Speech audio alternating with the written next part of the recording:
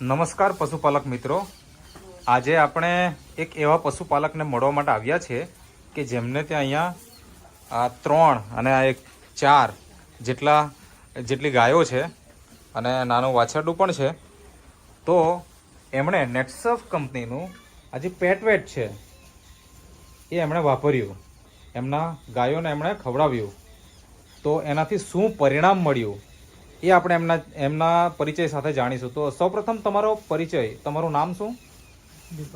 દીપકભાઈ. હા, દીપકભાઈ બાબુભાઈ પટેલ. તમારું નામ? હા, અને આપણું ગામ કયું? ફળવેલ. હા, તો મને જણાવો કે તમે પશુપાલનનો વ્યવસાય કેટલા સમયથી કરો છો? અમે આ વ્યવસાય 12 વર્ષ ઉપર જેવા થઈ ગયા. 12 વર્ષથી વધારે સમય થઈ ગયો. તો અત્યારે હાલમાં તમારે ત્યાં 4 ગાયો છે, બરાબર ને? અને એક વાછરડું છે. તો મને એ જણાવો કે આજે પશુપાલકને ગાયોની અંદર અલગ અલગ ઘણી બધી સમસ્યાઓ આવતી હોય, તો તમારે ત્યાં શું સમસ્યા આવી, શું આવતું પ્રોબ્લેમ?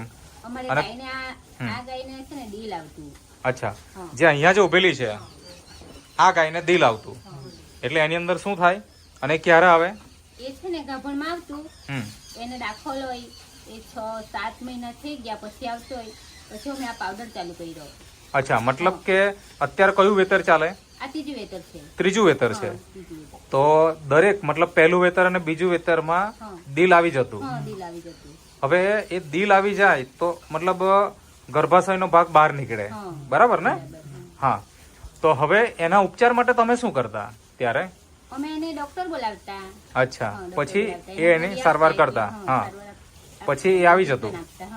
હા, બીજા વેતરમાં બી આવું જ થયું, બરાબર?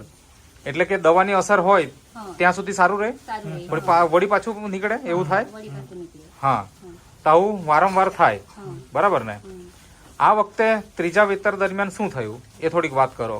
ત્રીજા વેતર દરમિયાન અમે આ ડબ્બો ચાલુ કર્યો દવા, એટલે પછી ની પડ્યું ને સારી રીતે વ્યય હો ગઈ. અચ્છા, મતલબ કે તમે એડવાન્સમાં ચાલુ કર્યું કે આવ્યા પછીથી ચાલુ કર્યું? આ અમે 7-8 મહિના થી ચાલુ કર્યું. ગાભણ હતી. અચ્છા, ગાભણ હતી અને 7મો કે 8મો મહિનો ચાલતો હતો ત્યારે તમે શરૂઆત કરી દીધી. અચ્છા, પછી ગાયનું વિયાણ થઈ ગયું? વિયાણ થઈ ગયું, સારી રીતે થઈ ગયું. થઈ ગયું. હા, તો મતલબ જે દિલ, અચ્છા, જે દિલ નીકળતું હતું દર વર્ષે એ આ વર્ષે નીકળ્યું જ નહીં. તો બહુ જોરદાર રિઝલ્ટ મળ્યું છે તમને. એ સિવાય તમે અત્યારે હાલમાં કઈ ગાયોને બીજા ખવડાવો છો કે પછી કેવું? મતલબ અહીંયા જે આ 3 ગાય છે એ 3 ને તમે ખવડાવો છો? અચ્છા, સાંજ સવાર 2 ટાઈમ. તો એનાથી બીજો ફાયદો શું થયો તમે બોલી શકો? બીજો ફાયદો શું થયો? હવે માનો કે આ તો એક તો તમને દિલ નો પ્રોબ્લેમ થઈ ગયો, દૂધમાં કેવું છે? અચ્છા, અચ્છા, મતલબ કે બીજદાન કરાવે પછી દાખલ નહીં થતી. તો આ વખતે બીજદાન કરાવ્યું તો દાખલ થઈ ગઈ, એવું? કેટલી વખત બીજદાન કરાવવું પડે આમ? જો આપણે આ પાવડર નહીં ખવડાવતે તો કેટલા સમય, કેટલી વખત?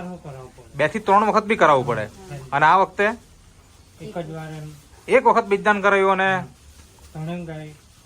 અચ્છા દાખલ થઈ ગઈ એમ. તો અત્યારે હાલમાં આ 1 ગાય 2 ગાય અને આનો પણ બીજદાન કરાવી દીધું?